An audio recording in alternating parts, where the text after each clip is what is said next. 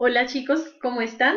Como lo habíamos pactado anteriormente, en este video vamos a hablar un poquito de cuáles son las concepciones que se han visto históricamente del sexo a través del arte. Bueno, entonces ese es el primer tema que vamos a tocar, ese va a ser como nuestro tema grande y va a haber un subtema que es la composición en la pintura, ¿vale?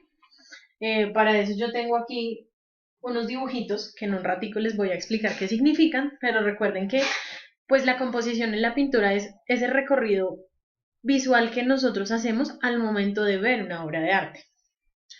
Bueno, entonces yo les preparé una presentación en Prezi, que es un programa súper chévere. Entonces, bueno, eh, con esto de lo que vamos a hablar el día de hoy, vamos a conocer un poquito todas las maneras de pensar y todas las contradicciones que ha tenido la humanidad a través del sexo en cuanto a esto de la sexualidad. Entonces, como recorderis, toda representación pictórica está enclavada en un contexto social y político muy bien definido. Y pues esto de la sexualidad y de esas concepciones de sexualidad, pues no deben quedar al margen de estas concepciones que se tenían en ese momento.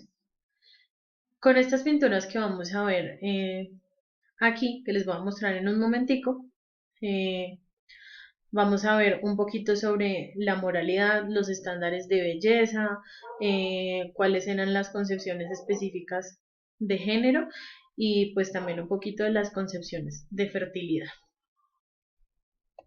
Para empezar, nos vamos con el periodo clásico.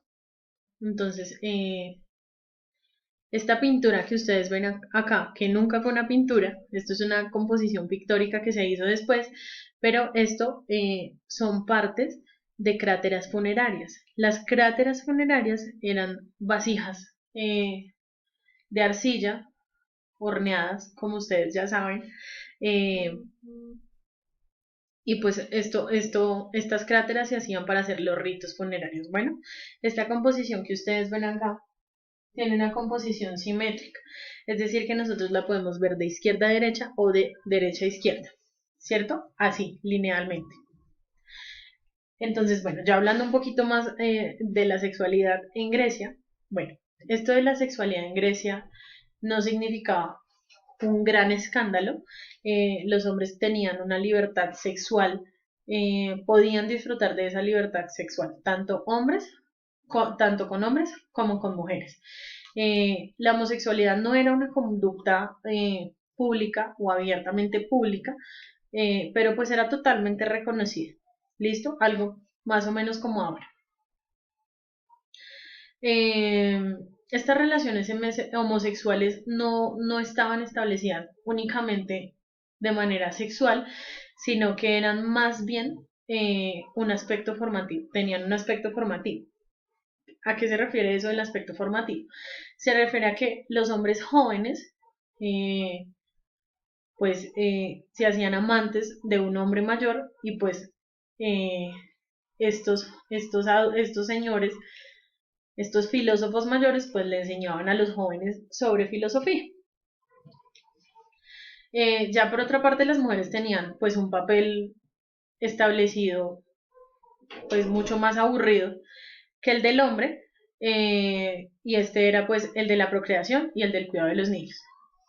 La prostitución en ese tiempo era como un secretico a voces, pero existían unas mujeres que se llamaban las etairas. Estas etairas lo que hacían pues eran prostitutas, pero eran prostitutas que tenían un prestigio social porque habían estudiado, tenían un muy buen nivel de estudio. Entonces eso eran las etairas. Bueno, nos vamos a la Edad Media. Esta ilustración que ustedes ven acá tiene una composición piramidal, es decir, que nosotros empezamos a verla de abajo y subimos, ¿vale? Eh, esta ilustración se llama el Hortus Delicarium, fue ilustrada en 1180, era un manuscrito medieval y servía como una enciclopedia para las jóvenes que estaban en los conventos. Eso, el Hortus Delicarium significa jardín de los deleites en latín, ¿vale? Entonces aquí pasamos a estas dos obras. La primera se llama El libro de las horas, fue pintada en 1480. La otra se llama La fuente de la juventud, fue pintada en 1430. Entonces ya aquí en la Edad Media la propagación del cristianismo logró convertir el sexo eh, en la conducta más malsana de la humanidad. Entonces fue cuando aquí en la Edad Media fue cuando esa conducta que es completamente natural o que venía de ser muy natural en el periodo clásico fue totalmente censurada y era objeto de vergüenza. Estas imágenes que ustedes ven acá no estaban expuestas o aún no están expuestas como obras de arte, sino que se encontraban pintadas en los templos religiosos o en los libros religiosos. Y esta piel desnuda y estas posiciones sugerentes eran la manera de ilustrar el castigo que te esperaría en el infierno. Es decir, que si tú hacías alguna de esas cosas, ibas al infierno. Aquí, así como lo muestra en la Fuente de la Juventud. También en la Edad Media, la prostitución era muy, muy común y era una práctica bien conocida, y pues esto también obviamente fue plasmado en la pintura, como en la pintura del libro de las horas. ¿Vale? Nos vamos entonces al Renacimiento. Y entonces ya aquí en el Renacimiento, el desnudo y el erotismo ya dejaron de ser pecado. Entonces aquí aparecieron nuevamente las pieles rosadas y carnosas, las mujeres se veían pues carnosas, no sé si es la palabra correcta, pero pues bueno, es la que decidí usar. Aquí estas mujeres toman un sitio preponderante en la pintura renacentista, y pues aquí es evidente que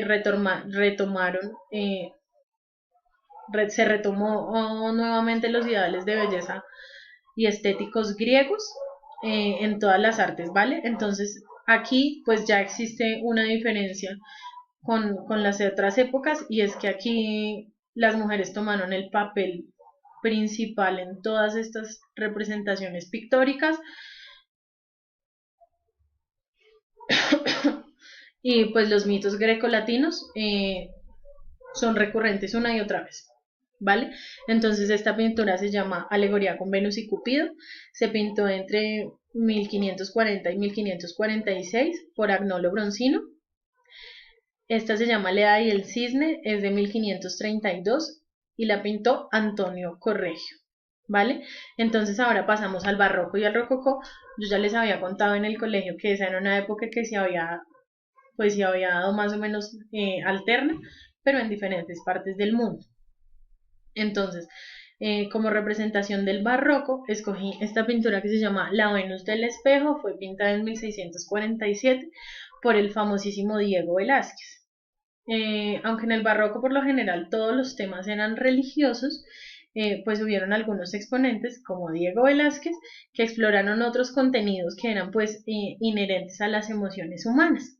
El claroscuro, que ustedes saben que Diego Velázquez es uno de nuestros mayores representantes del claroscuro,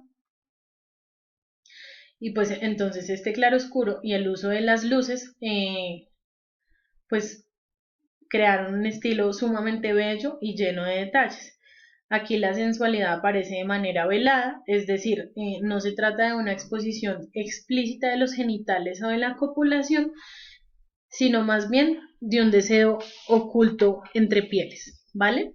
Entonces, para hablar del rococó, escogí esta pintura que se llama El beso robado, de 1790, la pintó Jean Honoré Fragonard. Entonces ya aquí en el rococó el arte abandonó las iglesias y pasó a los salones de las élites. Bueno, en el barroco se encargó como de llenar la pintura de excesos visuales, por esto del claroscuro, y entonces el rococó optó mejor por algo que llamaron el buen gusto y la refinación y la suma de muchos detalles. Entonces, ya las pinturas en este periodo reflejaban el sexo como una especie de travesura natural que aunque no era explícita, no era, o sea, el sexo no era explícito y esa travesura pues sexual como ese juego no era explícito, pero pues tampoco tenía por qué esconderse, ¿verdad? Bueno, nos vamos ahora con el romanticismo. Esta pintura de la maja desnuda de Francisco de Goya, que fue pintada entre 1979 y 1800, es una de las obras inaugurales del romanticismo. Con esta obra se rompió todo lo establecido en los tiempos anteriores y pues fue un parteaguas para el futuro. Esta época es un cambio, es un reflejo de los profundos cambios sociales y políticos, y ya no, en esta época pues ya no había espacio para el pudor, y a pesar de que no había espacio para el pudor, aún pues el sexo estaba vetado. ¿Listo? Nos vamos entonces con las vanguardias. Recuerden que las vanguardias pues son una serie de movimientos artísticos, todos los sismos, y estos se producen en Europa y en Hispanoamérica a comienzos del siglo XX. Entonces aquí la libertad sexual estaba pues en ebullición, aunque aún escondida. Sin embargo, los artistas modernistas, cubistas, surrealistas y expresionistas y de cualquier otra vanguardia supieron retratar desde sus respectivas visiones del mundo pues todos los íntimos placeres carnales. Entonces un ejemplo de esta es esta pintura de Salvador Dalí, que se llama Sueño causado por el vuelo de una abeja alrededor de una granada un segundo antes de despertar. La pintó en 1994. También podemos traer a colación Danae de Gustav Klimt y El beso de Pablo Picasso, ¿vale? Entonces ahora nos vamos, y por terminar, el arte contemporáneo. Entonces, esta señora que se llama Débora de Robertis hizo un performance. De fondo estaba la pintura de la creación del mundo, que es de un artista que se llama Gustave Courbet. La pintó en 1860, era un pintor realista. Entonces esta señora se fue al museo y lo que pretendía, eso fue en el 2014, entonces lo que ella pretendía era pues poner en cuestionamiento todas esas relaciones y roles habituales que son socialmente aceptados o no aceptados. Eh, Obviamente este performance causó pues mucho pudor, fue censurado, bueno, tiene mucho que ver con la censura. Y bueno, para finalizar es importante recordar que sea donde sea, independientemente del tiempo donde se dé o se manifieste, el arte tiene una profunda conexión con la sexualidad, y pues siempre ha servido de guía para mostrar cómo han sido pues todas las evoluciones culturales.